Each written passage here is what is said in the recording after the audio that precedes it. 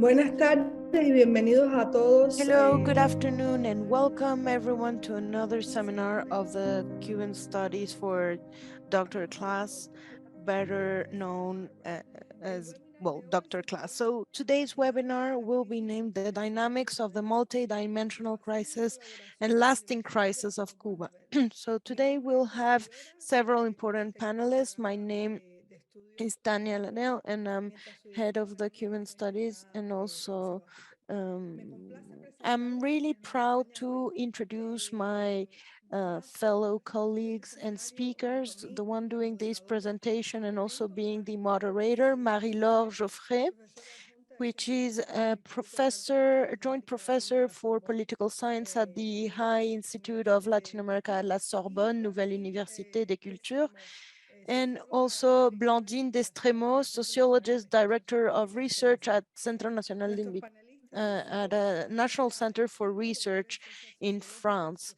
Also, we have Mayra Espina, doctor in sociological sciences, professor in La Habana, Professor Carmelo Mesa Lago, distinguished professor in economics and Latin American studies at Pittsburgh University, and Bert Hoffmann, German Institute of Global and Area Studies, GIGA in Hamburg, and director of the GIGA office in Berlin. And so this seminar for Harvard studies regarding Cuba has a main objective that needs to speak about the structural crisis in Cuba and the different structural crises, but also think about the way in which different crises also articulate the economical, the social, the political, as well as the migratory crisis. So we need to talk about the society and how is it the political, economical, social reorganization is having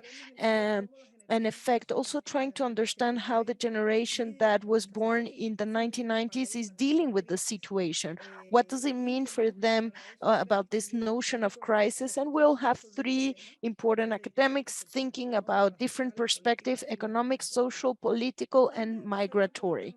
Now, before I give the floor to Marie-Laure, I just want to really tell you a few points. This seminar will be in Spanish. We have simultaneous interpretation into English. For those that want to activate translation, you have to click on the lower button on the right-hand side. It's a little world icon. And also, we would love to hear your comments, your questions. So please, once you have the questions, write them down, because we will be selecting and we will be basically taking the questions and reading them out for the end during the Q&A. So please do send your questions. Also, there is a small tab that says Q&A. That tab, without further ado, Marie-Laure, the floor is yours. Thank you so much. Hello, and thank you, Tanya, and thank you everyone here to hear this second seminar that, for the Harvard, Cuba, and Sorbonne Nouvelle program. Today, we're going to talk about the crisis, but we wanted to talk about the crisis by talking about what is a notion, right? What is that notion of not only empirical, but also conceptual? And we wanted to emphasize the way in which we think about the crisis. People that study Cuba have been talking about this crisis for more than 30 years. In political and social theories, supposedly a crisis is a different moment than the usual, a normal where there's political reorganization, as Tanya said, economic, social, a moment where the ancient values, the ways of thinking and acting are obsolete. So in the Cuban situation where there's changes, is that concept still useful to analyze a situation that has changed so much? What does it mean a crisis when it's something that it's ordinary, it's a day-to-day thing, it becomes usual? So maybe what we need to talk about is in which way the crisis is multidimensional, because by the way we have social and economical exhaustion. We have different red flags, but in politically and still firm. So maybe we had budgeted the social and economical crisis had to have a political crisis. So maybe we need to rethink about crises. So maybe this can be seen with academic glances and hard data, but maybe more quantitatively by analyzing perceptions of the Cuban population. Now, one of the main objectives of this seminar will be to understand how do we live it, how do we perceive the crisis in Cuba, is everyone living the same crisis, or are there differences, maybe class, gender, and generational differences between their perceptions? So these are the main points that we wanted to talk about. So before I give the floor to our distinguished colleagues, starting with Professor Carmelo Mesa Lago, you have the floor.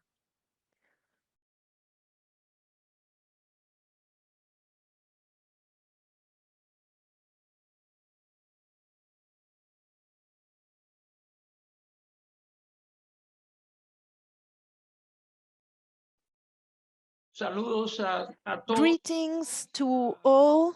Greetings to all. This is a topic that I'm going to focus on, which is only the economical effects of the actual crisis in Cuba. Congratulations, Marie-Laure, for that amazing introduction. And now let me move forward.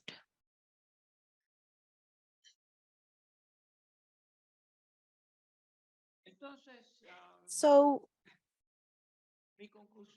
my conclusion is that the current crisis during that 30-year period that Marie-Laure explained has social and economical, effects were from the very similar to the 90s crisis, so the worst crisis. So these are the two worst crises that Cuba has ever lived. Really briefly about the causes of this crisis. Generally, we find two or three things that attribute the crisis to a single thing, a single cause, whether it's the embargo or the economical embargo of the US or the communist system. So I think this is a hypersimplification of the reality, which is more complex. And to that effect, I have identified six sparks of this crisis that is more or less organized per importance. So the first one would be the inefficient economical system of central planning. So basically, around the world, the Soviet ancient reforms, but not enough.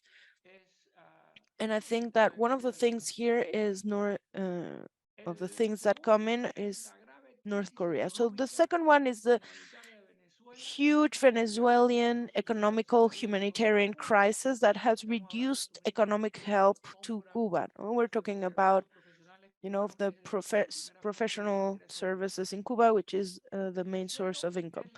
The third one is the incapacity of Cuban economy to finance their imports with their own exports. So that has been a constant during the whole revolution with the Soviet Union, then with Venezuela, and it has resulted into a dependency of Cuba of external inputs. So during all the revolutionary period, Cuba hasn't been able to finance their imports with their own imports except from one. And then we have the strong sanctions that Trump applied on Cuba, reinforcing the embargo or blocking that is maintained mainly by Biden as well. And fifth, we have the pandemics that reached its peak in 2020, 2021 and closed many countries. So that was a decline in tourism and money being sent by uh, overseas. And then also the invasion of Russia to Ukraine. So that has made food and gas more expensive. So these are the indicators, economical indicators of the crisis. So the first macroeconomical indicator is the GDP that I have here. So here you have an annual average. I mean, of course, I could show the fall of the 80s downfall of the economy, which is called periodo especial, but I'm not going to show it. You know, I'm going to go more from 2006 to 2021.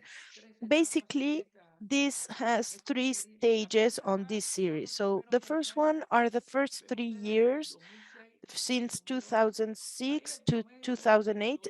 The average GDP grew 7.8. So really good performance. And then 2009 comes in all the way to 2018, and that's where it decelerated and it went all the way to 2.4. And then we have the current crisis that goes from the year 2019 to 2021, where the economy fell 1.3%. So the worst was 2020, where the economy really plummeted 10.9%. So in 2021, the objective was to have a 6%. Cuba, first of all, reported a growth of a 2%, and at the end, they just reported 1.3%. So very low, regarding the goal they had of 6%. So CEPAL mentioned 0.5. So Latin America and Caribbean, it became the lowest growth after Haiti and Venezuela. So in 2018, the objective was 4, but as you can see, they reported a 2.2% growth, and in 2022, that information won't be available until further into the year. And in order to analyze this data, I think it's great to see it like that on the timeline. So now I'm going to show you another graph that is very important because this is an index of industrial production, very important to measure the performance of countries. And this is based on 1989, which is, that year where all the rest of the numbers are this year. And as you see, 2021 had some fluctuation because in 2021, that industrial produce was in 45%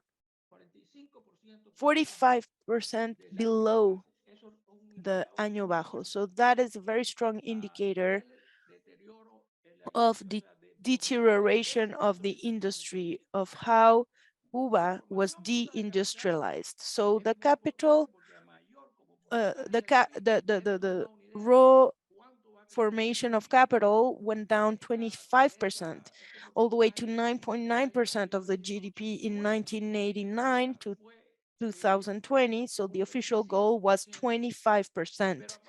But starting from 2012, we haven't been able to reach it, which is 21,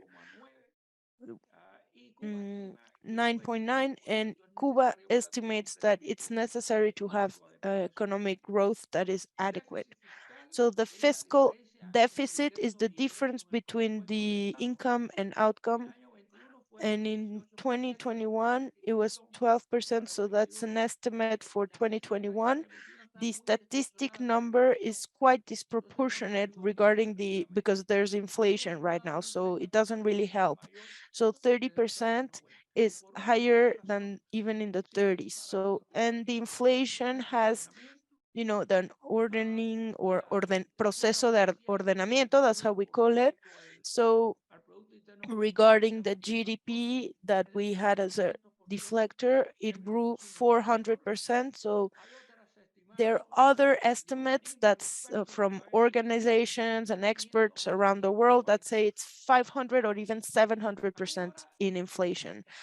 Now, specifically, when we talk about production, we are centered in around 3 axes of production. The first one is, it's been 6 years right now, but these 6 years that we the annual average of the agricultural sector here is, you have it for per year and per sector, the sugar sector and the fishing sector.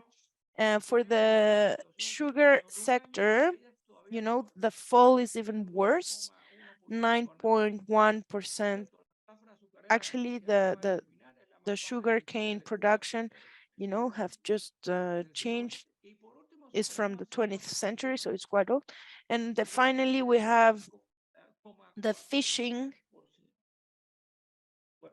sector. So now we're going to talk about a very important sector, which is the external sector. Cuba is an open economy. That's how we call it. And actually, first of all, we have exports, right? So it's only goods, and I'm not going to talk about services right now. We're only talking about goods, right? So in between 1985 and 2021, they said that it was 67%, but imports augmented very little, 3.4%. So the result of all this is that there's a deficit that increased in the period 217%.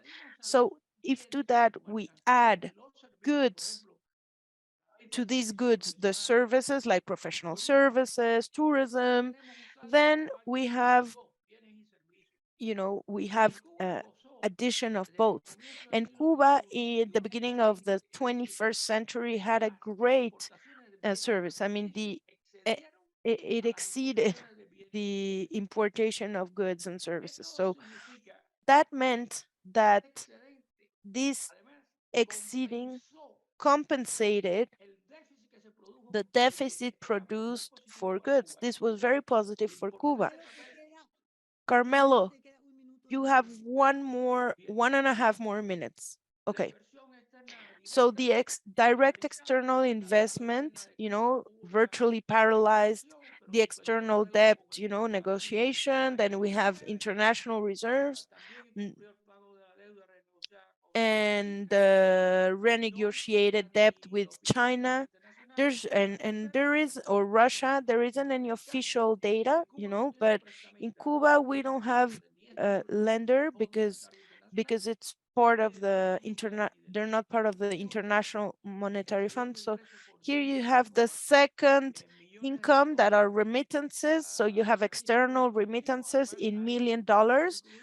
So this is, taxes are not included, food, medicine, between 1919 and 2021, we're talking about between 2019 and 2021, you see the reduction. And then here we have the international tourists in numbers, thousands, and how 4.7 million came in, and the peak was on 2019, and then how it includes the costs of imports. The net amount is lower, but the gross income is there. So you see how the 3.2 $386,000. Your time is up. Okay, so there's an abrupt fall in 2021, a small recuperation, and I'm just going to conclude by saying that Cuba could be a successful model Sino-Vietnamite of market socialism that has generated growth, economic growth, rates that are some of the highest in the world, but and there's other alternatives in this model for the well-being state of the democracy and Scandinavian countries. And if we don't do any more reforms, the economic situation will keep deteriorating. The government should develop a dialogue with the people searching for a peaceful solution. So now the floor is yours for the next speaker. Mayra? Thank you, Carmelo. Good afternoon, good evening. Thank you so much for the invitation. And I'm going to actually share my presentation. I don't see it, but I'm going to start anyways whilst we prepare it. what I'm going to be preparing today is basically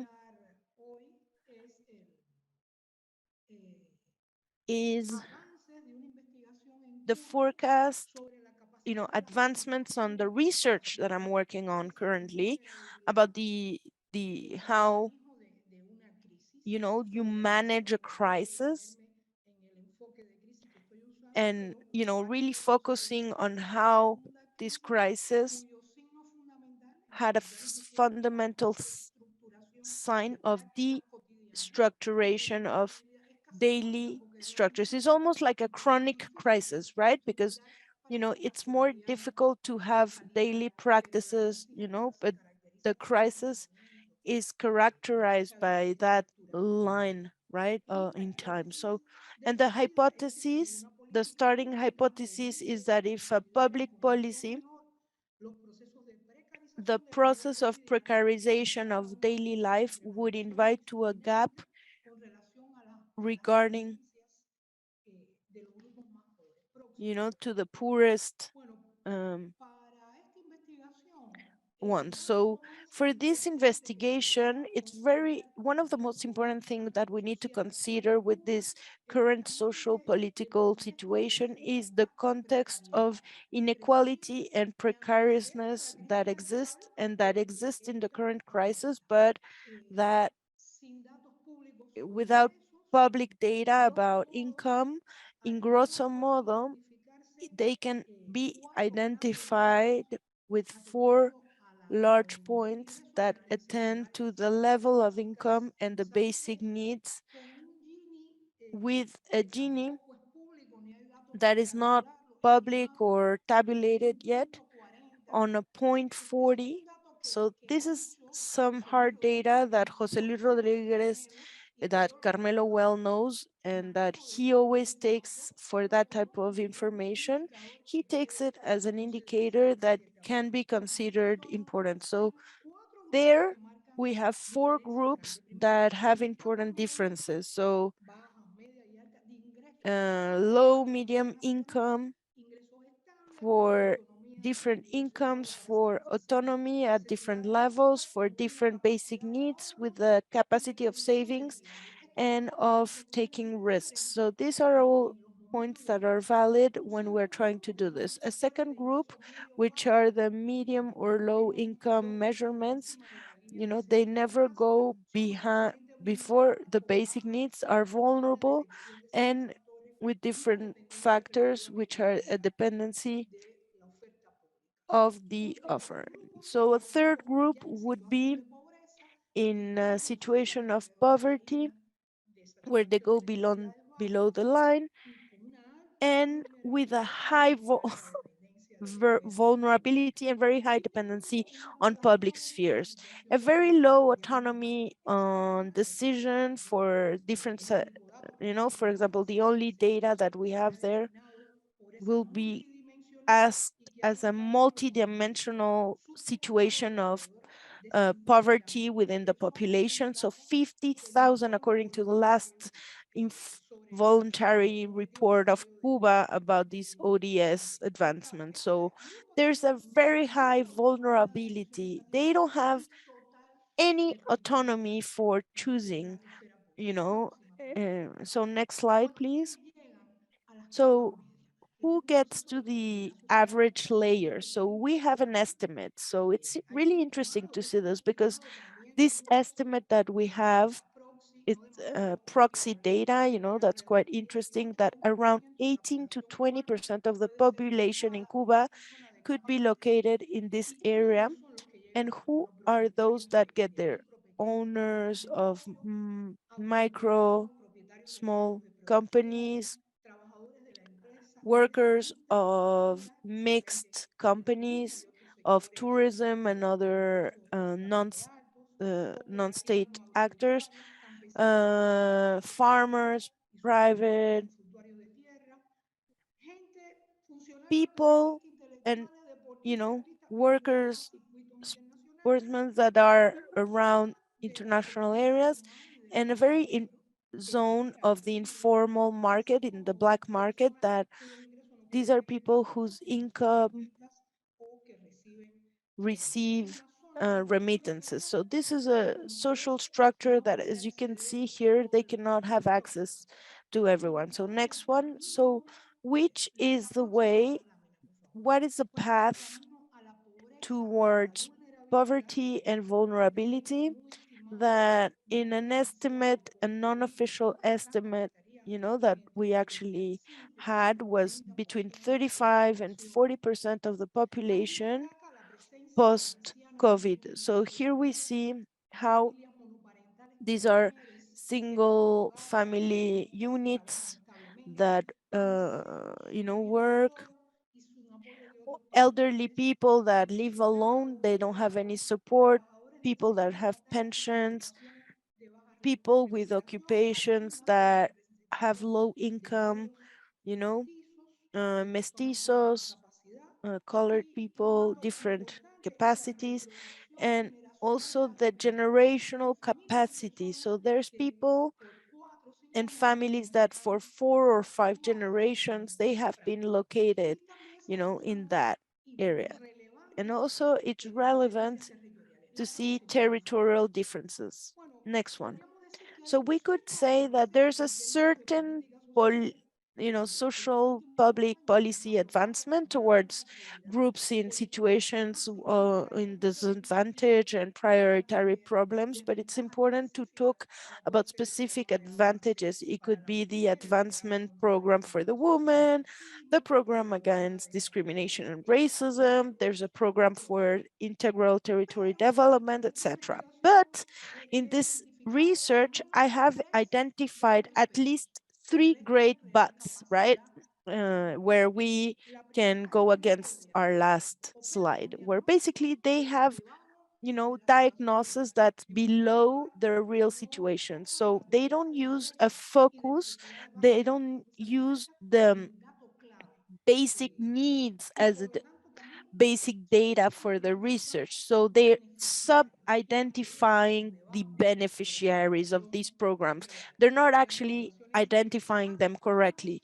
So the vulnerabilities of this central focus of disadvantages is to be criticized. So next slide, please. So these policies that where you have an advancement, on the universalism and different sensibilities to diversity gives you different focuses and tools of low potency for change. Now, these include null to affirmative tools, very weak participative, mechanisms. And on top of that, they show more worry for the wealth than their regulations. The, you know, in getting richer, they creates a lot of worry because they are not regulating it. They are more worried about it than actually regulating it. Now, next slide. But the other but is the temporality, the long temporality of an imprecise financing. These are objectives are in the Plan Nacional de Desarrollo, the National Development Plan, the PND, and for 2030. So these have started and they have put 10-year long, objectives, which will affect one generation. In the case if they would be more than one generation will be left out, and the benefit is only towards the future generations, but we're leaving out an entire generation hopeless, excluded. So, and it's lacking mechanisms of citizen control and transparency. Now here I'm going to show you the classical example and maybe the most well-known example of this, or ordenamiento, which is the famous ordering, like ordenamiento. And so this, by using the press and news information, it's clear that the diagnosis goes before ordenamiento. We talked a lot about the realities, and here on the first line, you find the basic the basic canasta, which is something that they give for goods and services, which is 1.528 pesos minimum. And there's a big deficit in that sense. And then we have the minimum, the average wage, and it's in 300 500 pesos, so you can more or less count, of the situation. And the last one, it's recent work that we've been doing, not only with average wages and basic baskets, etc., but about the daily life cost, which is 32,000 per capita monthly for a minimally normal life. So this is the average. So that is monthly. We're talking monthly. So very few people can actually lead a comfortable life in Cuba. It's rare. So something we would call minimally normal, quote unquote, right? Mayra, you have 1 more minute. 1 more minute to go. Okay, so quickly for the next slide, please. What we are going to be seeing is a study of different perceptions and strategies in the crisis with contrasting groups. So you have low-income groups living in vulnerable communities, and you have high-income groups not living there. So what's the strategies that people, deal with crisis, for groups of high income? So you have savings to mitigate the fall in consumption and have access to the black market and to the, you know, exchange market, and really seeing different economic activities. They have very interesting strategies for high income households. Now, what are the strategies for groups in the low income, side? Reduction of consumption, even food, they are restricting what they eat. This is what's happening, right? They are finding domestic solutions of, for low quality clothing, shoes and housing. These are domestic engineering kind of remedies. And what are the shared social perceptions? Here I just wanted to talk about a shared perception, and this is not a sample that is representative, it's just, qualitative.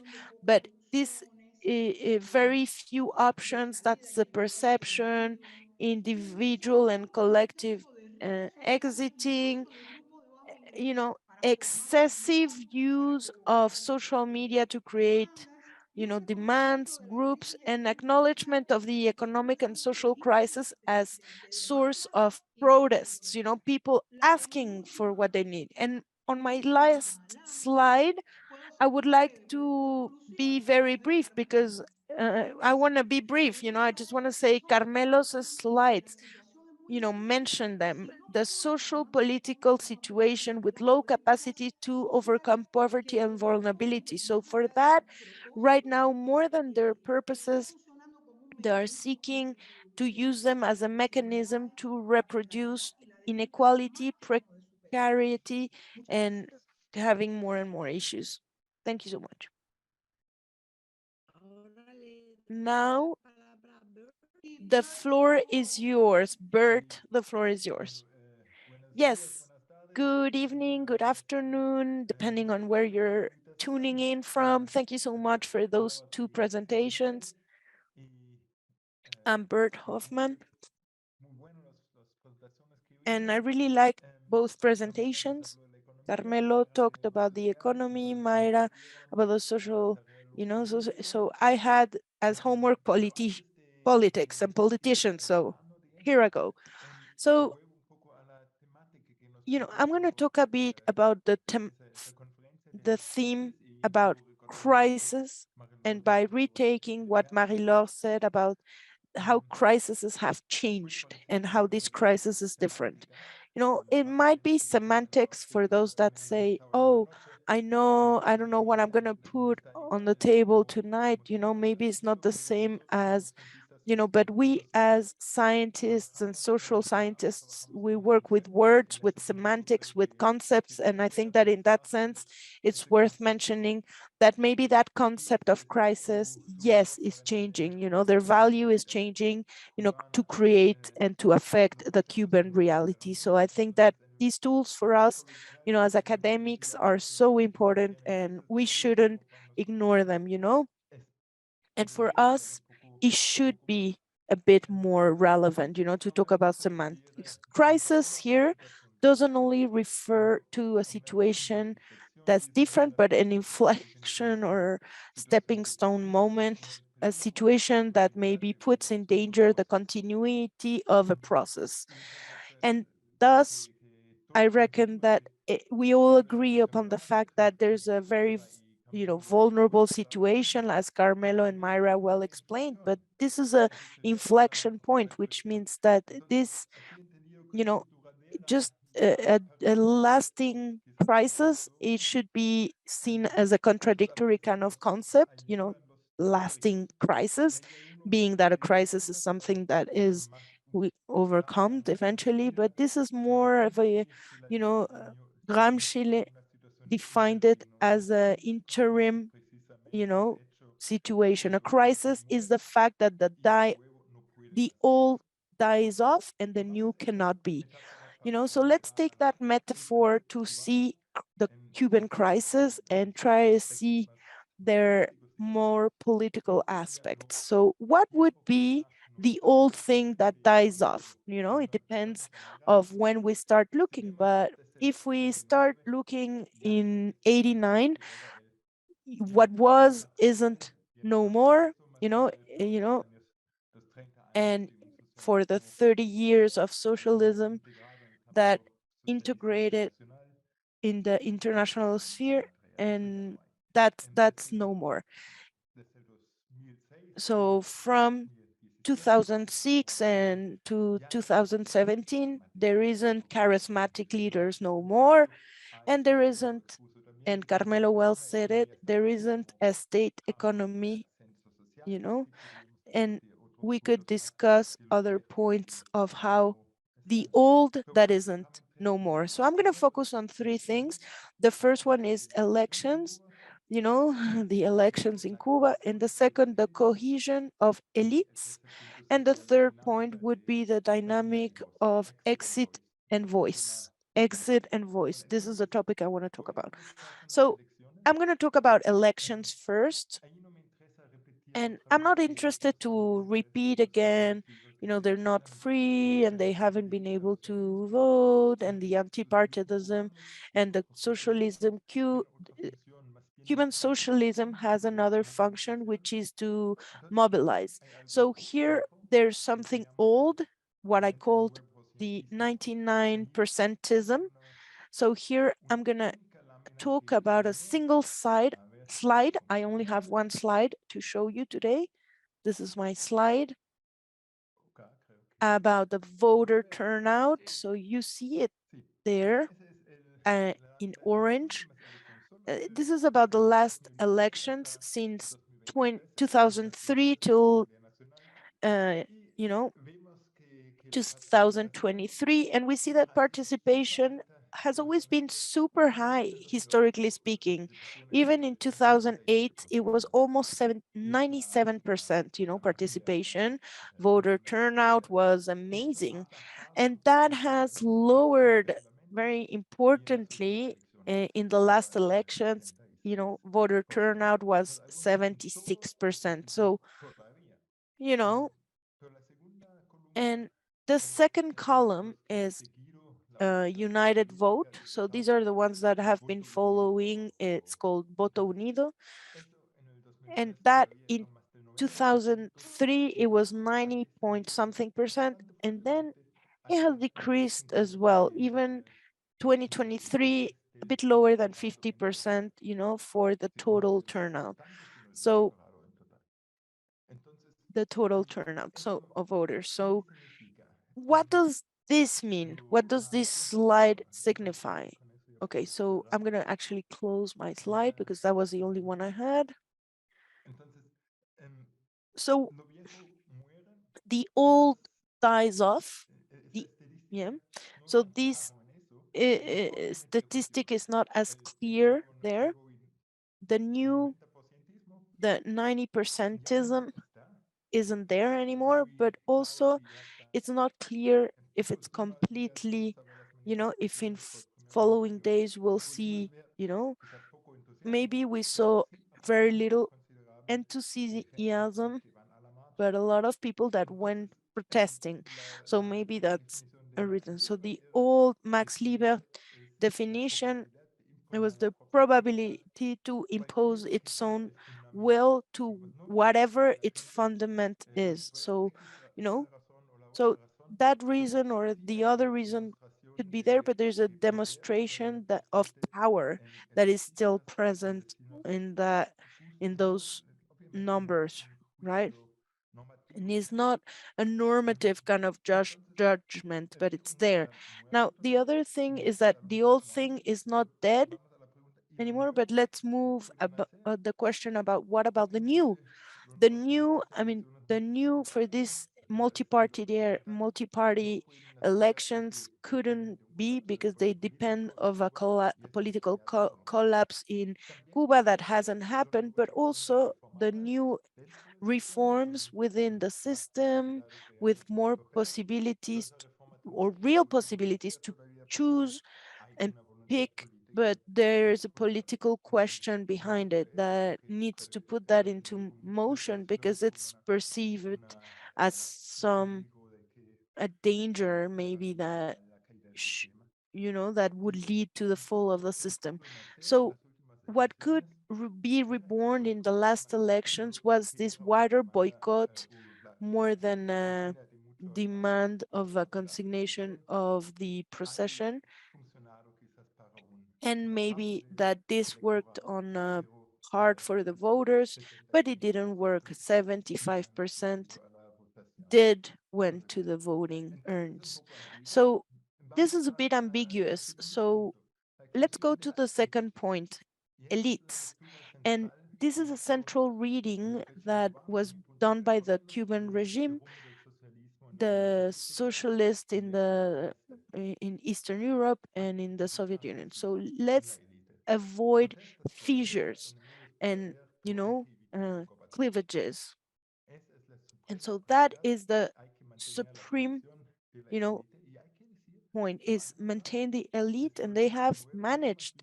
Since 89, we practically haven't seen any important cleavages between the political military elite and the rest. I mean, there are other names, but never a sign of what we already know is any protest or political organization around, going against this uh, state of being. So this also has to do with the economical policies. The priority of going against the elite is one of the reasons why the reform is not moving forward. It's just going a step forward and then a step back, and one step forward and two steps back. So that's why we know that everything has,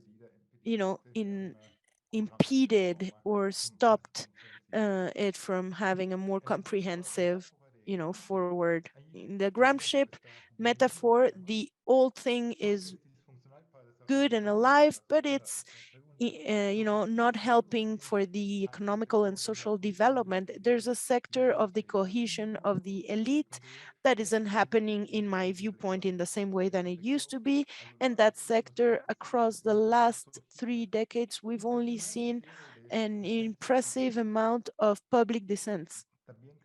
Also, I think that other names come to my head. Burguera could be, I could speak more into detail about it later, but the system has been able to digest all of these protests, and most of the speakers today are living outside of the country. And that leads me to my third point, the dynamics of exit and voice, no? Voz y salida. This scheme from Pato Hirschman. And in a discontent situation, there's 3 ways to say it. The voice, any type of protest, any type of voice, and then an exit, if you have to exit the country. And the third one would be loyalty, so just to accommodate and stay there. Bert, you have 1 minute. The classical observation is not as simple, exit and voice, the exit is an easy way but it's going to be even more difficult to organize people when they are out. And this second point about migration, that is seen as an escape valve, but if we put the Gramscian glasses on, we see it as since 59, Cuba has been using exit as a way to resolve and externalize the issue, like the wall in 1961, but in Cuba, where they brought all the planes for people to exit. And since always, this has always been done in 94 and now again in 2022, a change of regime. And this was possible, but only, politically speaking, for the government that function is there. So it's still quite alive. But the exit is not a total exit. Today, there are public spaces that are internationalized, and also Cuba. Tania Burguera knows that. She's here, like many others living abroad. There's Facebook, Twitter, everything, there isn't a monopoly on media and social media like in the past, but today is not the same. The voice from outside is not the same than having a voice from the inside. And just to say it with a classic hasta cierto punto, it just goes up to certain point, but that's it. It doesn't go further. Now, let me say that if we follow the idea of this interim crisis, this lasting crisis is an interim longer than in other realms. And indeed, I'm not sure if this measurement is the measuring it as a crisis is cutting it as a measurement, but I think that the Gramsci metaphor contains the idea that you have the old and the new as two clear realities that are separated, and that there is a transition. So maybe these realities are much less black and white and less separated than what Gramsci said with his quote. So many expect right now to bring democracy, maybe are expecting that. So the most probable thing is that we're not going to see a process of the old leaving and dying off and the new coming, but maybe a situation that is just staying in that middle ground. And it's very, sad for many, but that would be more or less my conclusion, to see which would be the one we're going to reach, and maybe we can discuss it a bit further during the Q&A. So thank you so much. Thank you, Bert. Thank you to our three panelists for their very, very interesting presentations. And I'm just going to ask a first question. What Carmelo mentioned about tracing some leads, and I'm going to leave the word to Tania that has a question from the audience. So let me start with some questions. You have 3 minutes or 1 minute per panelist to answer. So the question is as follows. With everything you just mentioned about what's the notion of a crisis, your notions were quite different according to panelists. So I'm going to go person by person. Carmelo, the crisis is understood by economical indicators, the GDP, the fall of production, inflation, very little investment. So the crisis is an economical function crisis of the system, an inefficient system, according to your talk. If we follow with Mayra, the crisis is the daily destructuration of practices, and crisis is understood as a vulnerability that is feeling. So the crisis is a system that is unable to take into account the new social challenges. And on top that, it creates the inequality on top of everything, So, contrary of what the socialist system promised since the beginning, because the Cuban Revolution allowed a social, mobilization that was ascending, that was amazing. And then Bert said that crisis is seen as something that was, but there isn't something new. So we are falling into this cracks where nothing is happening, where we're stuck. And for the three speakers, you have very pessimistic views, especially if you take into account one of Bert's work that he published about the cohesion of elites. There are some research that shows that the revolutions, especially in communist social countries in Russia, Soviet Union, North Korea, they were born with a lot of violence. These revolutions had a very cohesive elite, and that without cleavages within those elites, it's impossible to create a change. So, you know, I leave you with those leads that I tried to trace with your talks. Thank you so much. And so the floor is yours, Mayra, and then we'll, no, to Tanya, sorry, and then we'll open up the questions for the audience. So Tanya, the floor is yours. Thank you so much, Marie-Laure. Thank you to our speakers. I don't even know where to start from.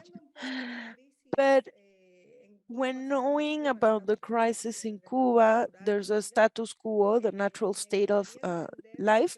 I would like to understand how to call a situation that is constantly crisis based and is based of the basic daily life. No, crisis would be a change, something different, something that takes you from one situation to another, rethinking something. But this is something that is constant. It doesn't change, it stays there. And on top of that, it's reached levels that I wouldn't call crisis, but horror. You know, I'm sorry, but it's been horrible.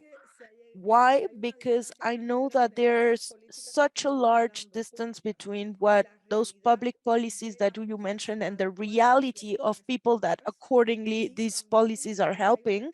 And there's a distancing between the description of these policies and maybe the aspiration of these policies with the way in which they implement these policies that are not done with transparency nor with a situation where we could maybe have feedback, an answer from those that are supposedly receiving those programs aids. The other thing is that it calls upon my attention that any of you spoke about something that's happening as part of that new crisis, because there are new elements on the crisis, like for example the thousands of political prisoners. That is a cause by a social and political crisis that's quite important. All these political prisoners is not only like a constant of different popular protests that is not only intellectual protests. We have teachers, popular protests going on that are documented, small protests isolated in different villages or towns, that are people that are tired of this crisis. They can't find a solution or are fighting to free their family members. So that element about political prisoners, you haven't mentioned it, none of you in your, but the amount and the very abrupt, you know, harsh way in which one day to the other, so many prisoners are now in jail, and how it was one day to the other and how abrupt it was and how everyone was able to see it. It's interesting to mention it. So I don't know if you have anything to say about that. And also, I would love to understand, for example, two more points. I would like to understand how, for example, a possible exit on this situation could be using elements as institutional transparency, you know, like documents that are idealized for basically creating these realities that has nothing to do in that sense, but also comparing this with other elements that are being really strong in the crisis right now, socially speaking, is the, penal code that has more than 20 documents where they punish with a death, it's punished by death, so pena de muerte. So we talk also about the elites and how it works in other countries, but I would like to know how you see, or if you believe that exiting those crises are, for example, I saw that elites in Cuba are skipping a step, because if you see the elites from the countries and the socialists, the crisis, how to reinvent themselves in Cuba, this is going towards trying to be, I don't know, like an economical elite that's never leaving the political elite. I don't know. In Cuba, it's interesting to see how the family members of the people in power, these are, using their relationships to have economic power. So they're using it in their favor, So I don't know, those would be my questions. Who would like to answer? I mean, there are so many questions. I don't know, maybe each one of you could, according to your specialty, and you don't need to answer all the questions, but you can pick and choose whichever you'd like. So who would like to begin? Carmelo, the floor is yours. Yes, a very important point here is the discrepancies between the organization and the reality. I mean, on top of the Tanya's question, it was quite clear in Mayra's presentation. So this is about an economy that is basically like a reform, with a lot of impact. So supposedly this model, is there, but it's not being applied, it's not used. So maybe there's only 3 macroeconomical indicators. Mayra went to that specific point about how it affects people, but then there's social aspects that maybe have been ignored, especially, in the last 4 or 5 years. The real salary or wage in Cuba, next to the inflation, has been reduced to more than 40%. Can you imagine, comparing it to the basic basket? And with the minimum income, and Omaro's about what was the maximum. The maximum was a lot. So the pensions have fell more than 50%, and that's very serious, Like Mayra said, these are pensioners, and all elderly people are the most vulnerable, So there's a very serious problem that has been created, They try to solve it from the 11th to the 15th, and there was an exceeding moment of an unnecessary amount that, didn't go to the state sector because it wasn't developed. And finally, a deterioration that is notable of social services. We're talking here about pensions. We're talking about also the health and how this has contracted. So this economic crisis is something also social. And frankly, when we talk about protests and the exit, when we talk about migration, where we're talking about 270,000 people that exited the country, and that's more than the combined groups that left in Camarioca or Barcero, etc., in one single year. Can you imagine? So, I mean, what would seem or provoke more massive protests, that hasn't happened. So, the application of Bert saying that the elite is maintained, it has a lot of power, and it hasn't had those cleavages or cracks in it. So it's quite united. So that would explain everything. It would explain why this Russian model, that because of European levels, is one of the most inefficient ones per capita. In Russia, it's lower than a dozen countries in Europe, their wages. And in the past, it was less developed, but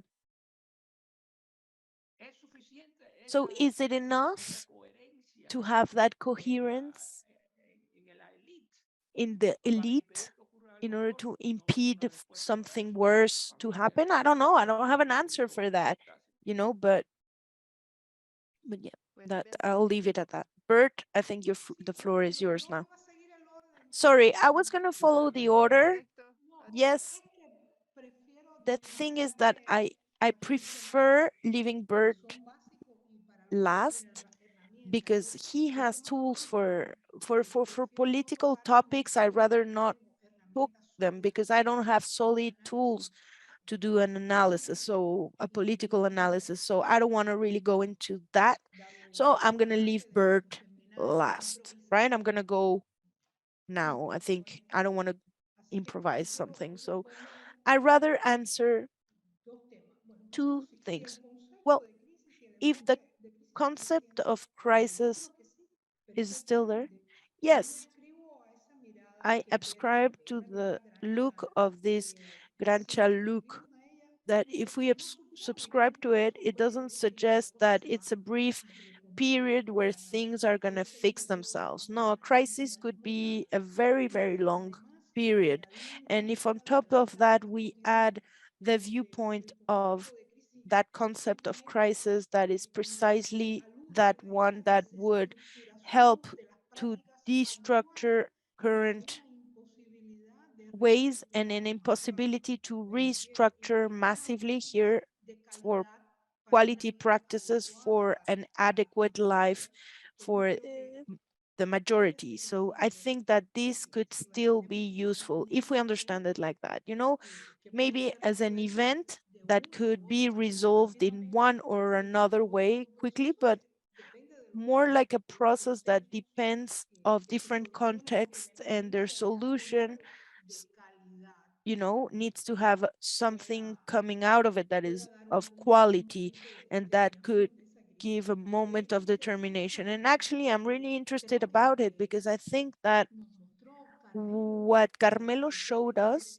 is especially interesting to understand the macro indicators of the economic crisis. But here my point, with so little time, I wasn't able to talk about, but in this crisis, we are in danger of recovering, and I'm not saying that it could, because it would be difficult, but we could recover the macroeconomical indexes, maybe finding a solution, and nevertheless not reestablishing a daily life that is adequate for the great majority. So yes, recovering the indicators, but still having a bad life.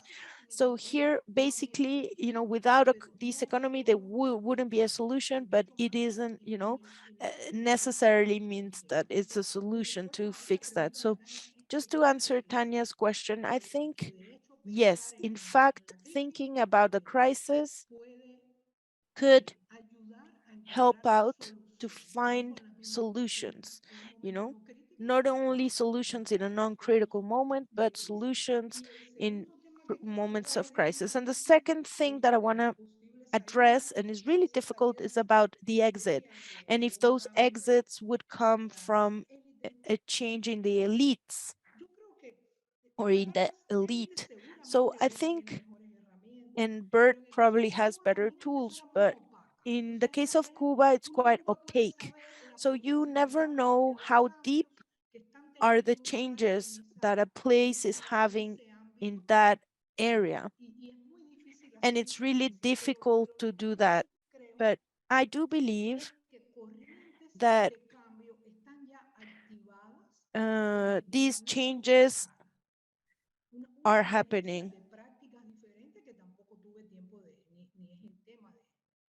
and that's the topic about a seminary, but especially all of this area of average layers that take the most of any requisite to reinvent themselves, adapt themselves. It's very, how they took that path towards migrating. But I think that here, something that I found is really, really interesting are the different, bonds between the youth, those that emigrated, and those that decided to stay. So, I don't even like talking about it in those terms, it depends on the conditions, it depends of the context, of the flexibility, of the possibility, so a lot of layers there. So giving your back to politics and create your own world, you know, more, there's some things that I can't even reveal, right? From an environment that financially speaking, for small businesses, for entrepreneurs, for individual initiatives are super interesting. And I cannot say how much these practices are dragging a new world forward, but these are part of the equation indeed. I think that I give much more value to everything that is happening and that has to do with social economy intentions, solidarity projects, altruism, citizenship, voluntarily, these new things that are there. So now that's maybe a talk for another, event, right? Because we could speak about it for hours. I mean, the context and what's the potential change that has. I'm passionate about that glance, that view that sociologically speaking is very promising. Bert, they're all yours, Bert. Okay, so thank you so much, Tanya and Marie-Laure, for those questions. In 1 minute, it's impossible. It's humanly impossible, But the political prisoners you mentioned, Tanya, definitely it's a point that we need to talk about. And I think that's this, we scanned after the protests in June 11, they said, we're going to do it with a socialist state. And really, there hasn't been any of these processes, there hasn't been a political logic behind these, high levels of political prisoners that you mentioned. And they even didn't go to the promises of Diaz-Canel. So this is very true what you're mentioning. And we have a situation, that's quite contradictory. It's quite dysfunctional, but if it's lasting, it's not a crisis in that sense that,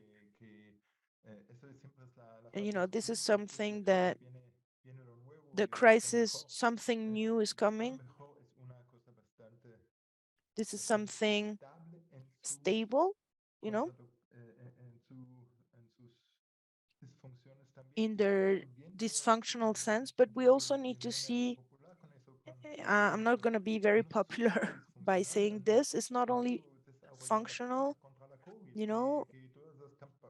developing vaccines for COVID, all these companies sharing all of these didn't do for the biotech vaccine.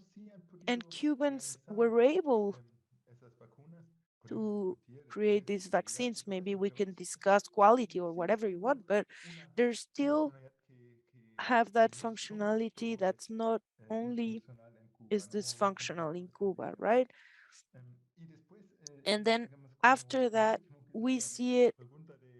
I like the question, the $1 million question. An exit, how do we know how an exit will help? But from my viewpoint, we need to see the polarization around that. You know, we have Cuba. It has exported a lot of their internal conflict with exit, but also because of the old, you know, problems with the exile in Washington. So it isn't a new gauge of polarization. So it's not only dysfunctional for the government because it can have a play, you know, in what happens next, but also it is lived by Cubans abroad as a very complicated thing, to say it lightly. And the youth that were in the Havana Biennale wants to see that change, that they respect their decision of participating in that. So they have done the distinction of participating, and they don't want, they're refusing to have a future that will then, you know, would be unaccounted for.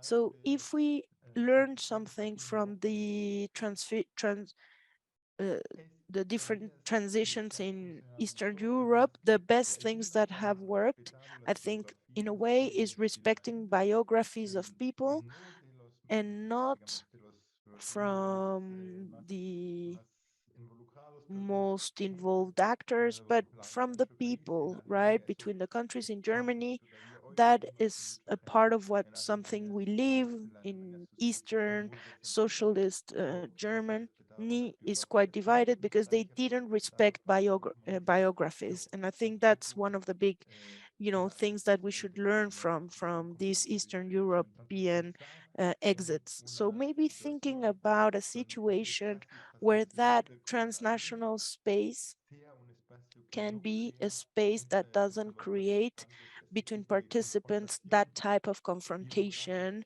that is biographical, right? You know, in Germany, that's what it happened. And now we are biographically confronted. So that is one of the very painful thing for citizens and inhabitants, and it's demobilizing in a way, you know, and it has to have that political effect. So I'll leave it with that.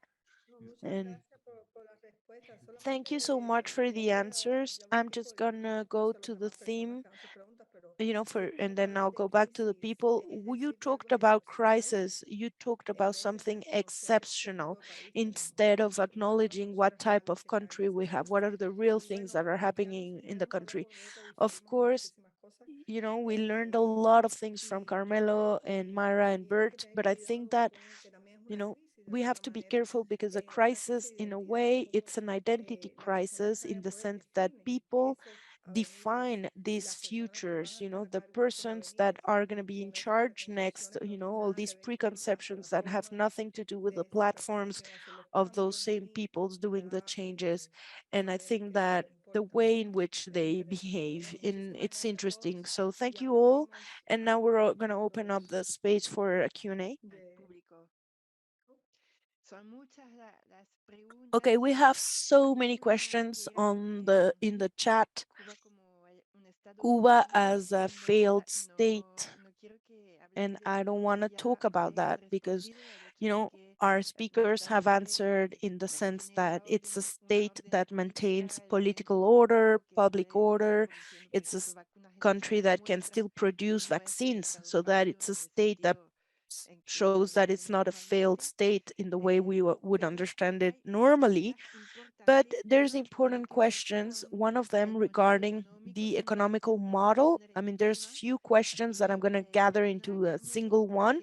I'm going to ask it to Carmelo because if we want to move, you know, to all questions, we have to do it quickly. So there's several questions that have to do with the economical model. So what's the role of the embargo in today's crisis? What's the role that was played in the options of the government to do investments in hotels that seem weird and rare and bizarre? If you see the basic needs of the population, why invest in hotels? And also seeing what type of models the country could follow given the current conditions. So Carmelo, the floor is yours.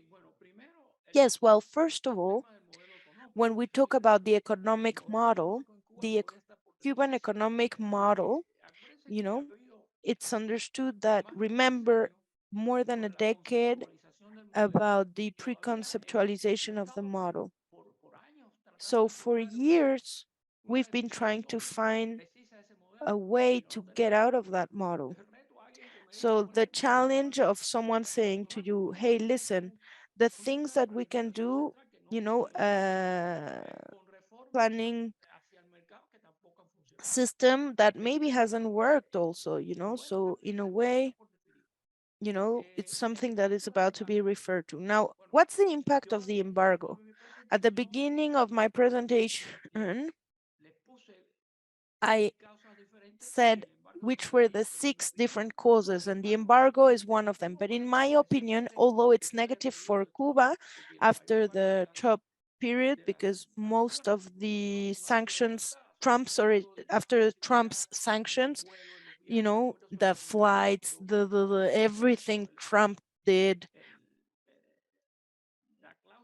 that Article 3 Clause 1 of the embargo document is still enforced by Biden. So, it's still there, is, the terrorism clause, etc. But for me, what's important for me is if we have an uninterrupted crisis for 3 years, fundamentally, it's due to the economic systems. Raúl Castro tried to resolve it with the reform, but because he, as Bert well said, he didn't, there was conflict within the elite. So they said, okay, no, we cannot have any political fissures. So of course there was a group opposed to Raúl's reforms, and with, political changes, paralyzation of the reform process in 2016, etc. So here it didn't really work. So the model of planning didn't worked, nor the answer. And now you were talking about investment in hotels. Yeah, we agree about the fact that in Cuba, Cuba's government is applying too much investment to tourism, and we have to realize the hotel occupation in 2021 was 12% only. So with the 12% occupation, why are they still investing in tourism? The only explanation I have for that is because tourism is controlled by Gaesa, and Gaesa is interested because he was looking forward and he was like trying to save himself, but the boost, after the enormous collapse we saw on the graph back there about tourism, why invest in hotels, in that, why invest in that infrastructure, seeing the basic needs of the population? So if we compare it to what the money that goes into agriculture, I mean, it's unexplainable. We cannot explain it. So that's a fundamental thing about Cuba, food scarcity, food security, many of my colleagues just mentioned it. So why are you not investing in agriculture if you're seeing that there's food scarcity, like in China and Vietnam? The 3 golden rules of the agrarian or agricultural reform, where I want producers decide what you want to crop. Number 2, and very importantly, that they can sell to whomever they want. In Cuba, there's the acopio. So part of the harvest needs to be sold to the state.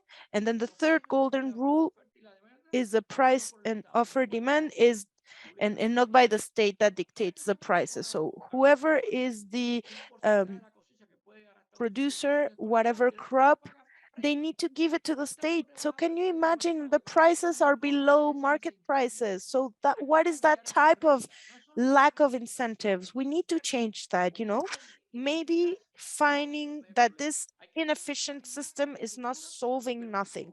More to agriculture, but if you change the agricultural rules, more than 10 years ago, Armando Nova, who was an agrarian economist, he said that's going to change. China and Vietnam became self-sufficient in 6 and 7 years, but Cuba could do the same even with the US embargo. Thank you, Carmelo. We have 9 more minutes or 4.5 minutes for each speaker. So I'm gonna put both questions in there and you should answer one back to back. So Mayra, the question are several in one and they have to do with the migration, aging, and the crisis, because many people are asking about what's the impact, about the fact that there's an aging of the population, many young people are leaving the country, and that, you know, there's a value crisis going on. And also there's another question that has to do with the fact that people are leading with the crisis. Hey Siri, turn off.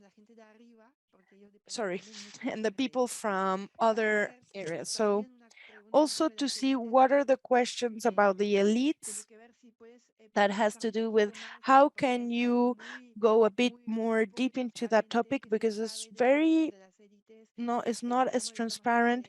We're talking about economical, political, military elites. And the other question has to do about the fact that we're talking about the support that the government is having from within, but also the support in international relationships. Could you talk about Mayra, 4 minutos, y Bert, 4 minutos. Sí, Mayra, could you answer?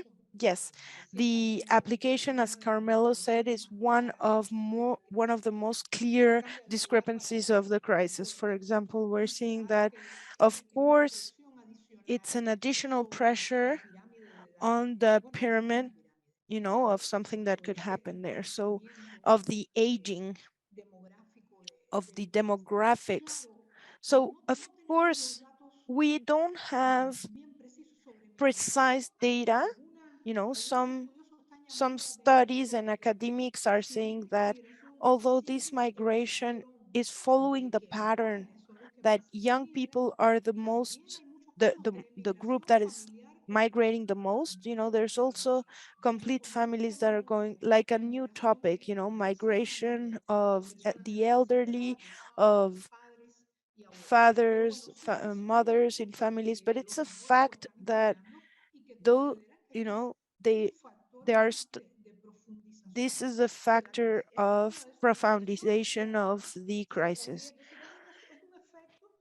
It's like an effect, but at the same time, it's feeding the causes of crisis. So it's an aging society. And on top of that, you know, it adds value to that, increasing the remittances. For now, that migration hasn't represented an increase that is representative in remittances.